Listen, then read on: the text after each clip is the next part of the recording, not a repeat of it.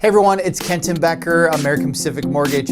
I'm here with a different type of weekly tip. It's kind of more of a just raw, just talking, I guess. I get asked the question sometimes, how do I come up with my videos?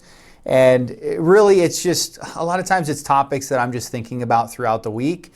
Maybe it's different experiences that I have with clients.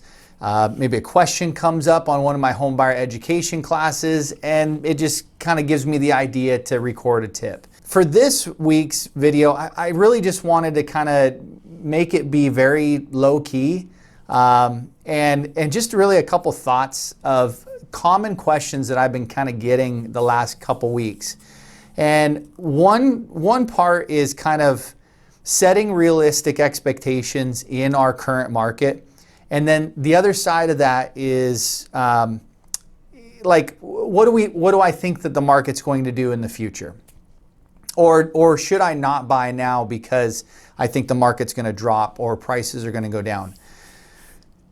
Number one, setting realistic expectations. If you're renting right now and you're paying $1,000 in rent, okay, it's going to be really hard for you to buy a house in this market and have a similar monthly payment.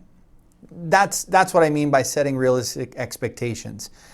I have two kind of examples of this, and I don't want this to turn into a long video. So the one example is I was talking with a client recently, and they're paying about $2,500 a month in rent.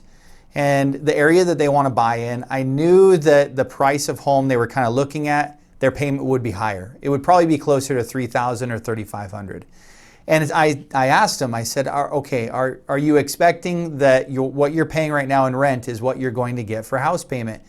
And his response is, no, I've already kind of factored in that I'm going to be paying more to buy a house because I'm getting all of the benefits of owning a house. Not only tax advantages, but appreciation, home going up in value, and then just the advantages of owning his own home.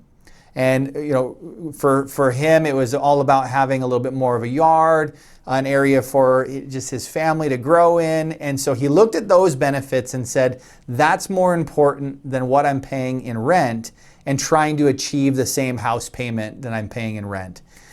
He was willing to go up higher, even $1,000 more, up to $3,500 a month to be able to own a house in the area that he wanted to buy in. Comparing that to some conversations I've had with clients that they're getting kind of a sweet deal on their rent.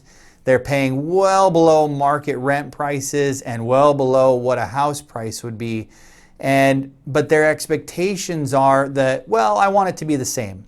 I want what I'm paying in rent to be the same as what I'm paying for a home. Sometimes that's just not possible. And what you're trying to compare is rent that's not giving you anything in return other than a roof over your head. You're trying to compare that with something called homeownership that gives you so much more. Owning your own home, having your own place, locking in your monthly payment so you don't have to worry about rent increases in the future, having appreciation, all these extra things that you're going to get from homeownership, you can't compare to just rent. And I know for some that's going to be really hard to take, but it's just the truth sometimes of our market. Now, on the other side of that, I do talk with clients that say, well, Kenton, I don't want to buy right now because I'm concerned that the market's going to go down. And to that, I would say, when are you planning on selling your home?